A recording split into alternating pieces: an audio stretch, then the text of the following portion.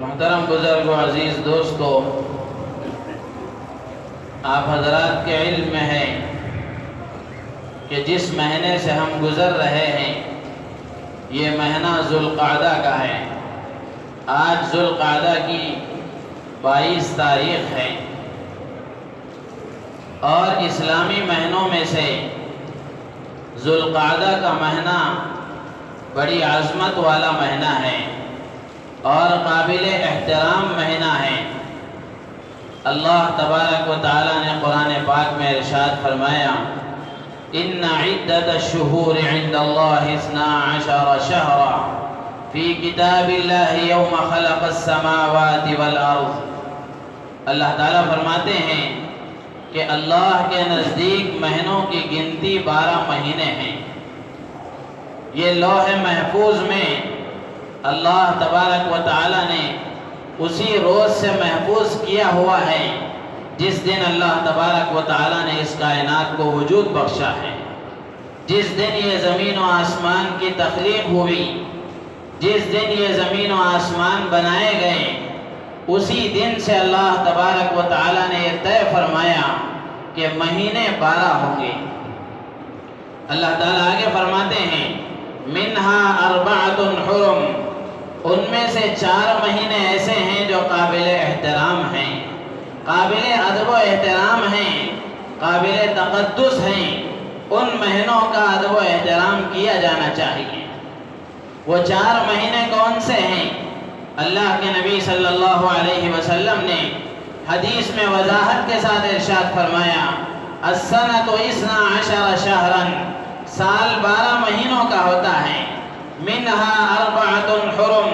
ان میں سے 4 مہینے قابل احترام ہیں، 3 متوالیات، 3 مہینے لگاتار پے در پے یکے بعد دیگرے ہیں، ایک کے بعد دوسرا نمبر ہے، ذوالقعدہ و ذوالحجہ والمحرم، ایک مہینہ ذوالقعدہ کا ہے اور ایک مہینہ ذوالحجہ کا ہے اور ایک مہینہ محرم کا ہے، ورجب مضر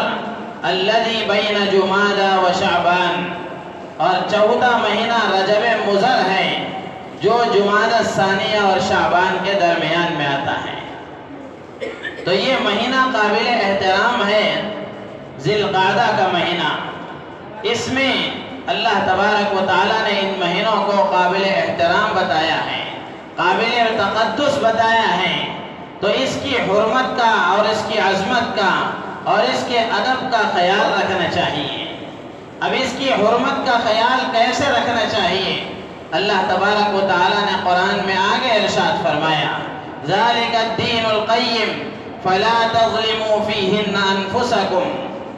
اللہ کے نبی صلی اللہ علیہ وسلم نے ان 4 مہینوں میں 3 مہینوں کو لگاتار بیان فرمایا اور ایک مہینہ ان سے الگ ہے، یعنی اللہ تبارک و تعالیٰ نے جن 4 مہینوں کو قابل احترام بنایا ہے،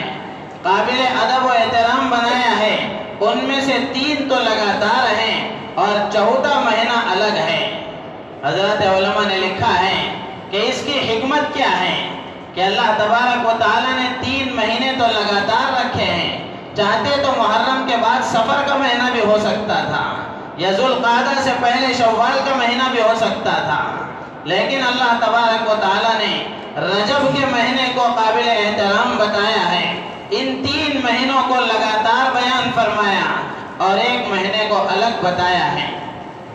اس کی وجہ کیا ہے؟ حافظ ابن کثیر رحمۃ اللہ علیہ نے تفسیر ابن کثیر میں لکھا ہے، زمانے جاہلیت میں کفار و مشرکین کے درمیان میں لڑائی جھگڑے قتل و غارت گیری عام تھی،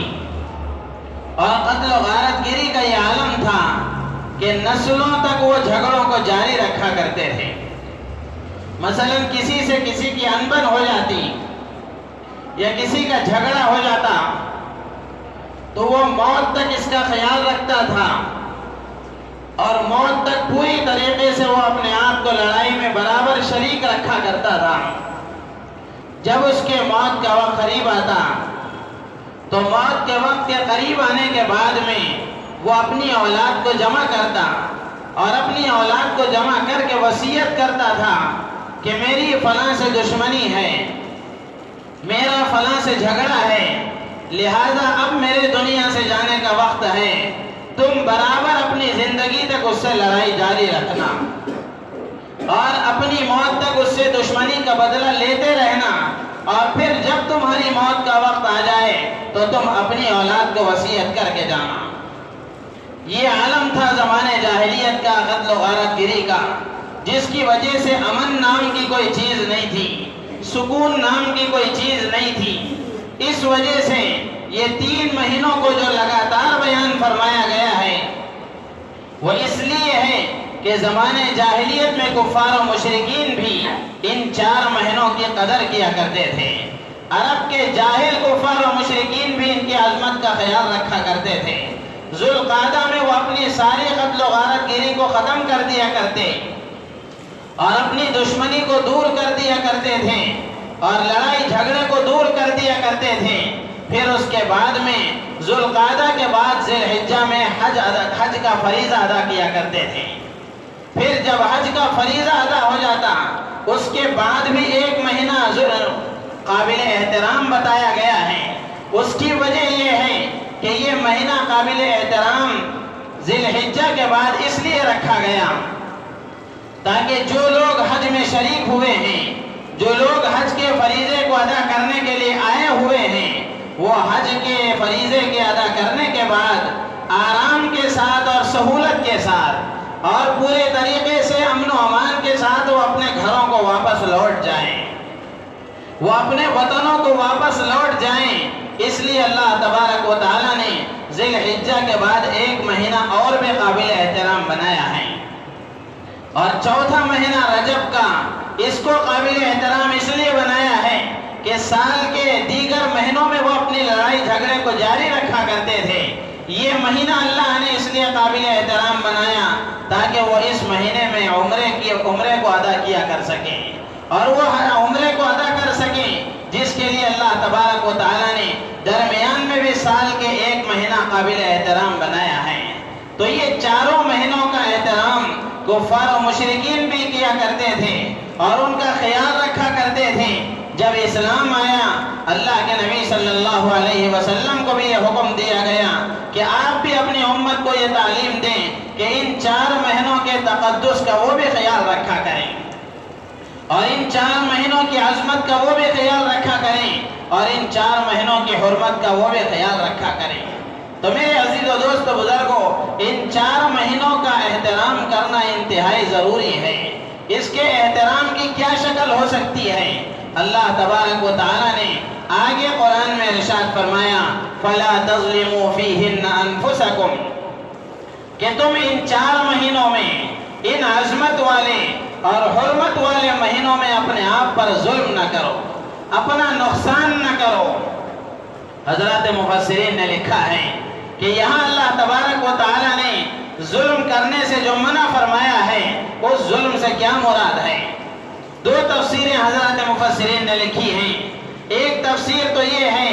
کہ تم ان مہینوں میں، ان عظمت اور حرمت والے مہینوں میں قتل و غارت گیری کو بند کر دیا کرو، اپنی دشمنیوں سے بالائے طاق ہو کر اور لڑائی جھگڑے کو ختم کر دیا کرو، جیسا کہ قرآن میں اللہ تبارک و تعالیٰ نے اس بات کو نقل فرمایا ہے يَسْأَلُونَكَ عَنِ الشَّهْرِ الْحَرَامِ قِتَالٍ فِيهِ قُلْ قِتَالٌ فِيهِ كَبِيرٌ۔ اللہ تعالیٰ فرماتے ہیں کہ نبی جی یہ لوگ آپ سے پوچھتے ہیں کہ ان مبارک مہینوں میں اور ان حرمت والے مہینوں میں قتال کرنا کیسا ہے، تو آپ فرما دیجئے کہ ان 4 عظمت والے مہینوں میں قتال کرنا گناہ کبیرہ ہے۔ تو ان مہینوں میں ایک تفسیر تو حضرات مفسرین نے لکھی ہے کہ ان مہینوں میں اپنے آپ کو قتل و غارت گیری سے دور رکھا کریں، اور دوسری تفسیر علماء نے لکھی ہے فَلَا تَظْلِمُوا فِيهِنَّ أَنفُسَكُمْ، کہ تم اس میں اپنے آپ پر ظلم نہ کرو اور اپنے آپ کا نقصان نہ کرو۔ اس کا مطلب یہ ہے کہ تم ان پاک اور متبرک مہینوں میں اپنے آپ کو گناہوں سے دور رکھو، معاصی سے اجتناب کرو، اللہ کی نافرمانی سے بچنے کا اہتمام کرو۔ حضرت ابن عباس رضی اللہ تعالیٰ عنہ فرماتے ہیں کہ اللہ تبارک و تعالیٰ نے ان 4 مہینوں میں خصوصیت کے ساتھ ظلم کو حرام قرار دیا ہے، جبکہ سال کے پورے مہینوں میں ظلم حرام ہے، لیکن اللہ نے ان 4 مہینوں میں خصوصیت کے ساتھ جو ارشاد فرمایا ہے وہ اس لیے بیان فرمایا ہے کہ ان 4 متبرک مہینوں میں گناہوں کا وبال بڑھا دیا جاتا ہے، گناہوں کی سزا بڑھا دی جاتی ہے اور نیکیوں کا اجر و ثواب بڑھا دیا جاتا ہے، اعمال صالحہ کا اجر و ثواب بڑھا دیا جاتا ہے۔ اس لیے اللہ تبارک و تعالیٰ نے اہتمام کے ساتھ بیان فرمایا کہ تم ان 4 مہینوں میں اپنے آپ کو گناہوں سے دور رکھو، قتل و غارت گری سے اپنے آپ کو دور رکھو۔ حضرت قتادہ رحمۃ اللہ علیہ کہتے ہیں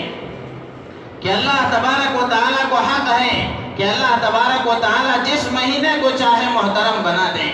جس مہینے کو چاہے عظمت والا بنا دیں۔ ظلم تو ویسے پورے مہینوں میں حرام ہے، لیکن اللہ تبارک و تعالیٰ نے ان 4 مہینوں میں ظلم کو حرام قرار دیا ہے، تو جن کو اللہ نے حرمت والا بتایا ہے، جن کو اللہ نے عظمت والا بتایا ہے اور جن مہینوں کو اللہ نے عظیم سمجھا ہے، لہذا تم بھی ان مہینوں کو عظیم سمجھو، تم بھی ان کو عظمت والا سمجھو اور تم بھی ان کو حرمت والا سمجھ کر اس کی حرمت کا خیال رکھو، اس میں اپنے آپ کو گناہوں سے دور رکھو۔ حضرت امام ابو بکر جساس رحمۃ اللہ علیہ بڑے مفسر گزرے ہیں، انہوں نے اپنی تفسیر میں لکھا ہے کہ اللہ تبارک و تعالیٰ نے ان مہینوں میں ظلم سے منع فرما کر اور گناہوں سے دور رہنے کی تلقین فرما کر اس بات کی طرف اشارہ فرمایا ہے کہ جو آدمی ان 4 مہینوں میں کوئی عبادت کرتا ہے اور عبادت کو اپنی عادت بنا لیتا ہے تو پھر اللہ تبارک و تعالیٰ کی طرف سے بقیہ مہینوں میں بھی اس کو عبادت کی توفیق اور ہمت نصیب ہوتی ہے۔ ان مہینوں میں جو پابند ہو جاتا ہے،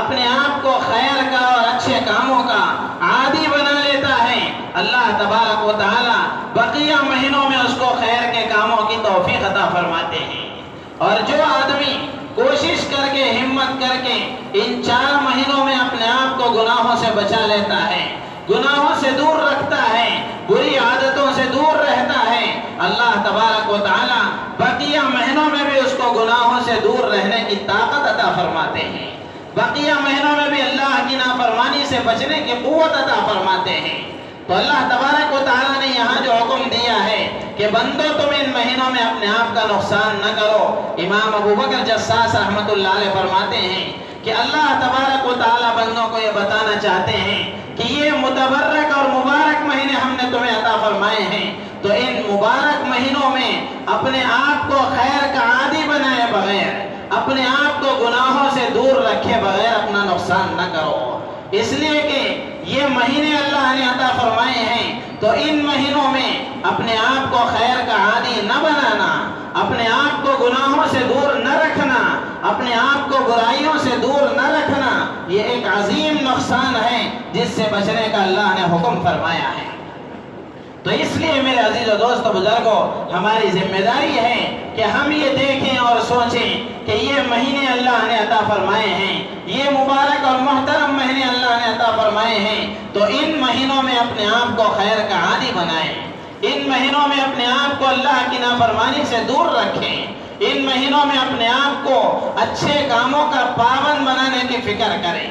اس لیے کہ دنیا میں ہم دیکھتے ہیں، آپ بھی دیکھتے ہیں کہ جب کسی موسم سیزن آتا ہے اور کسی چیز کا موسم آتا ہے تو آدمی اپنے کھانے پینے کے اوقات کو تبدیل کر لیتا ہے، اپنی راحت کے نقشوں کو تبدیل کر لیتا ہے۔ وہ یہ سمجھتا ہے کہ یہ سیزن اور یہ موسم میں اگر میں اپنے آپ کو قابو پالوں اور اس موسم سے فائدہ اٹھا لوں گا تو پھر دوسرے مہینوں میں اطمینان اور راحت سے رہ سکوں گا،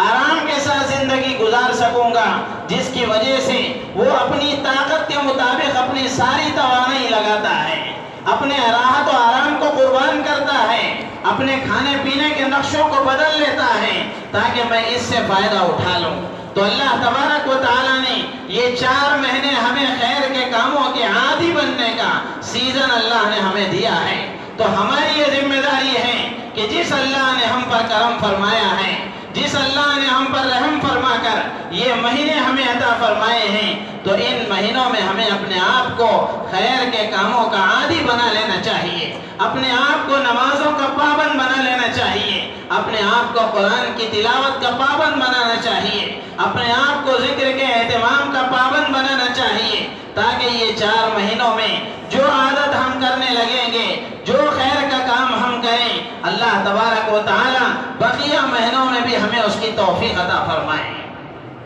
تو اس لیے میرے عزیز و دوست بزرگوں، ہم ابھی سے اس کا عہد کریں، اللہ کی بارگاہ میں دعا کرتے رہیں، پروردگار تو نے رحم فرمایا، تو نے کرم فرمایا، اور یہ مبارک مہینے تو نے عطا فرمائے، جس فضل اور جس کرم سے تو نے ایسے مبارک مہینے مجھ جیسے گنہگار کو عطا فرمائے ہیں، تو ہمیں اللہ اتنا فضل اور فرما دیجئے کہ خیر کے کاموں کی بھی مجھے توفیق دے دیجئے، خیر کے کاموں کا بھی مجھے عادی بنا دیجئے، تاکہ ان مہینوں میں میں خیر کا عادی بنوں، جس کے نتیجے میں سال کے اور مہینوں میں بھی خیر کے کاموں کا عادی بن کر زندگی گزاروں۔